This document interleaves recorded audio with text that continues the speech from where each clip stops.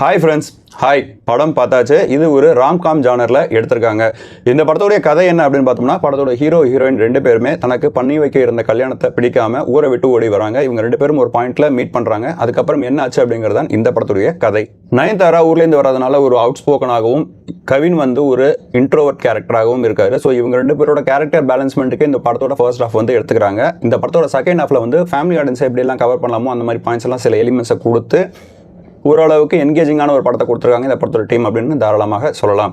இந்த படத்தோட பெரிய பாசிட்டிவாக நான் பார்க்குறது என்னன்னா, இந்த படத்தோட காஸ்டிங் வந்து தாராளமாக சொல்லலாம். சின்ன சின்ன கேரக்டர்ஸ் எல்லாமே நோட்டபிளாகவே இருக்குது. அதே மாதிரி நல்ல நோன் ஆக்டர்ஸை வச்சு நல்லாவே பர்ஃபார்மன்ஸ் வாங்கியிருக்காரு இந்த படத்துடைய இயக்குனர்.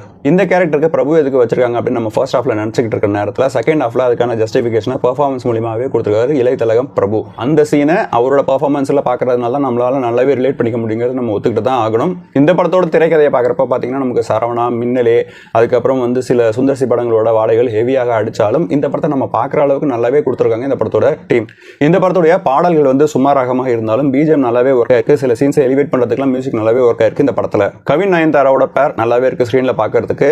இந்த படம் உங்களை பயங்கரமாக என்கேஜிங்காக சூப்பராகவே இருக்கும் அப்படின்ற மாதிரி இல்லை அப்படின்னாலும் கண்டிப்பாக உங்களை போர் அடிக்காமல் ஒரு இந்த படத்துக்கு வந்துட்டோம் அப்படின்ற ஒரு நிலைமை இல்லாமல் ஒரு நல்ல படமாக இந்த படத்தை வந்து நமக்கு கொடுத்துருக்காங்க.